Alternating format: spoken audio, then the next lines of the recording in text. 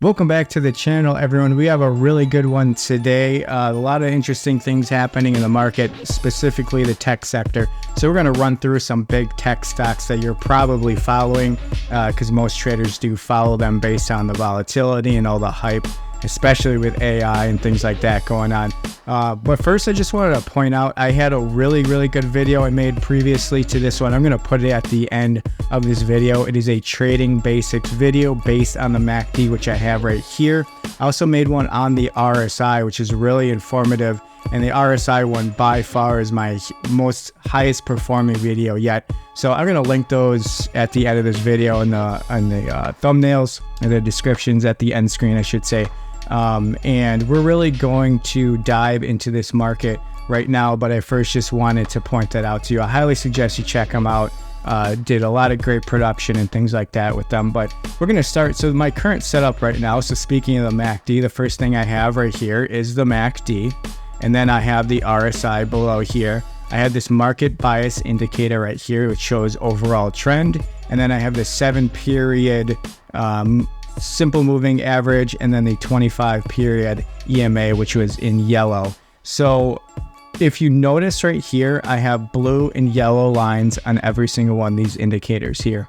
And the reason why is because it is really easy to see the direction when everything is sort of unison, right? So when you have the blue line above the yellow line right here with the simple moving average and the EMA, it's a signal that we're in an uptrend. When you have the MACD line, which is blue here, above the signal line, which is yellow on the MACD, that is a signal of an uptrend, but you got to keep in mind where that line is in relation to this zero line right here, which is where the histogram is. So if we just zoom this in a little bit, you can see when we are above that zero line, which is going to be all this point right here, you're in an uptrend. When you're below it, you're in a downtrend. And then within that is how the lines are in relation to each other. And that is the same with the RSI. So this is the zero line here. When you're above it, you're in an uptrend. When you're below it, you're in a downtrend. When the blue line is above the yellow line, you're in an uptrend. And when the blue line is below the yellow line, you're in a downtrend. And of course, you want to know how overbought and oversold they are in the RSI, because that is relative strength, right? And then you have the market bias indicator. So when you're below it and the market bias indicator is red, you want to short. And when it's green, you want to go long, right? So if you were to just follow this on the S&P 500, for example, this would have been your first signal to go long would be right, technically, we'll say right here on the 5th.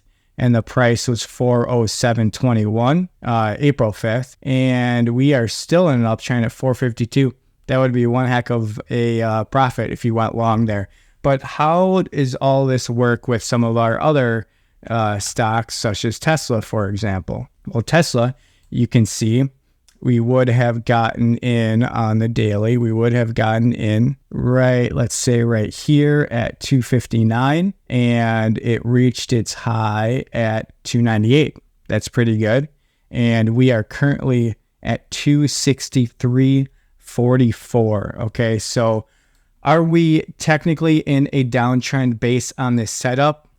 No, it is a very impulsive move, which means that, and especially after earnings, which means that we could very likely see a downturn, but I wouldn't necessarily short it yet. Based on the news of how earnings was, it would have been a good call actually to get in yesterday. And I did think about it, but I did not get into that. But even if I did, I would have probably sold out pretty quickly. It would have been a very short-term move. And if you go down to the 4-hour, you can start to see now we're starting to see where we were this entire time. We were above the zero line on the MACD other than a tiny little dip right here. And we're starting to now, let's zoom in, we're starting to now cross it again. And when the MACD line crosses the zero line, that's really what you want to look for, because the yellow line is just going to follow. It is just a lazier version of the MACD line. And with the RSI, same deal. We are now in a downtrend, and we're actually pretty oversold right now. So what we could likely see is Obviously, you could continue to see a downturn. I wouldn't be surprised if we did see a rally within the next couple of days. And on that rally is when you would want to go short on it. But overall, if we're looking at the daily, overall, we're still in an uptrend. Now, I wouldn't get in right now, but overall, we're still in an uptrend. But you might want to consider maybe selling out of your position if you are long just because of that impulsive move. Let's look at Nvda now. If you followed this channel, we kind of nibbled on a short a little bit back here as the MACD was going down. It was a small move just because of how overbought everything was, and the market was still in a bear sentiment. We closed out before earnings, and it proved to be a good decision because this right here was after earnings, and we are just peaking up higher now. And if we see a downturn in the next couple of days, we're going to start to see the EMA and simple moving average start to inflect to the downside, and we're going to start to see an inflection to the downside on the MACD and obviously on the RSI as well. But all things considered, we are still in an uptrend right now, so I would not say necessarily that you want to start getting into a short position at it right now. Obviously, because of how overbought everything is, you could, it's just understand that at least with this setup, you're going against the trend. AMD is another really good one right here. And you can see AMD is so much closer to going into its next leg down compared to Nvda. And Nvda could very likely follow AMD. They are very, very similar. One thing I really want to bring up is Meta. The reason why I want to bring it up is because this thing has traded as textbook as you possibly can. And this is going back to COVID right here. So there was that little blip here. But if you were to just follow this, even just this market trend indicator, and then sold out as we turned red. I mean, we turned red before this huge dip down. You could have even shorted it there and made a huge profit. And then this leg up right here. I mean, there's nothing more straight as far as a price action uptrend as you're gonna get than that. So let's zoom in a little bit. And Meta had a huge downturn. They have earnings coming up on the 26th. And you can see how Tesla's earnings reacted. Tesla, car company, a lot of people consider it a tech stock company. Meta is a tech stock company. You could very likely see a downturn in Meta following or even leading up to the earnings. Now, keep in mind, again, with the MACD, we have been in an uptrend on the MACD for quite some time. And same with the RSI. We only dipped down to the zero line, and then we actually bounced off the zero line to continue up. And that was right here. That was a huge jump. That was the last earnings right here. So there was a surprise on last earnings, and then it rallied. But you can see on Tesla, as we showed before, there was a surprise on Tesla, and it still did not fare well after earnings. Let's go to the watch list here because I wanted to bring up a couple of things. So first of all, we have WM, Waste Management, huge upturn. When this blue line crosses this yellow line on the MACD, it's all systems go to continue the uptrend. We are above already right here on the RSI, and we are still blue. We're still bullish as far as these are concerned, the EMA and the SMA, and we are green right here. And I, to be honest, I don't know what this is. There looks like there was Citigroup adjust price target on Waste Management to 204 from 186. So that's why there's a huge spike. Whether or not you want to trade off of price targets of people like Citigroup and all of those, be cautious because a lot of times that is market movers, market makers doing some funny things. So be careful on that. Coke has really traded somewhat textbookly as far as the simple moving averages. So I really do love to trade that. And we are still red right here. So if we see price action come down in the next couple of days, that would be considered a rejection off of this market bias indicator, and we are still below on the MACD, so that could likely be a short there. Let's take a look at Microsoft, because it's another one like Meta where it's just textbook trading. Looks like, yeah, it was a doji, but a pretty red day here. They also have earnings coming up on the 25th. We'll see how they bode with earnings. And let's take a look at Netflix. Huge downturn after earnings, right? Because they had earnings the 19th. Huge downturn. It looks like this is, a lot of these are tech right here.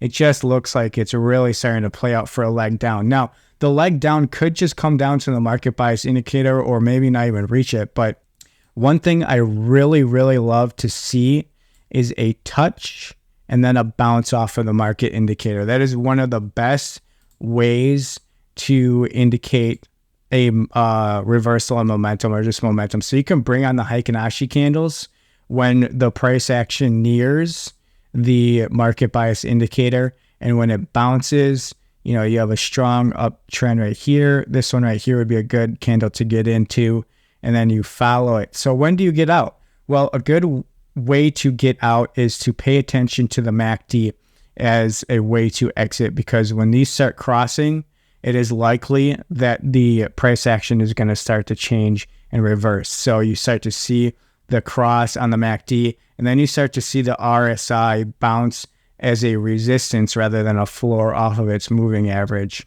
Let's do one more, Alibaba here.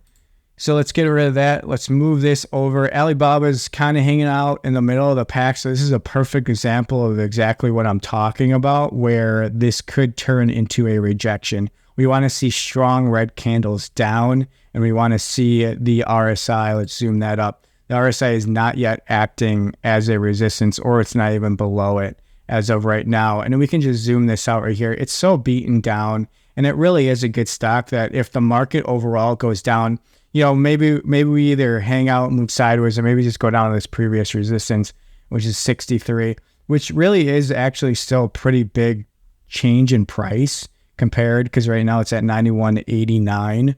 You could actually make some really nice gains off of a short off of that. Okay, there's one more I actually want to bring up, just because it is going against the grain on a lot of other things right now. Snapchat is another one that is just hugely beat down, but look what we have right here. We have a green on the market bias indicator, and we do have earnings come up, so this can just disappear quickly, and we could go to another leg down. We'll have to wait and see, but it's just something I wanted to put on your radar, because again, if you followed this market bias indicator and you played the moving averages on it, so you go long when the price action's above this and it's green, and you go short when it's red, I mean, you would have made a huge profit this way, and you would have made a huge profit this way. And especially right here where we're just sitting at this floor. I mean, this is, you know, this would be great to put on some kind of spreads, something like that. But so that's all I got for you today. Once again, I really hope that you guys check out the MACD video and the RSI video. I'm going to link them in the end screens here at the end of this video. Please like, subscribe, hit the notification bell if you like this video, so you can see all of my latest content. I always tell people, or I try to in every video, I'm just a guy on YouTube, just like every other stock YouTube channel out there, just giving my opinion. So trade at your own risk, but I really think we got some good key, tips on the market here on this channel. So with that said, I'll see you next time. Thank you.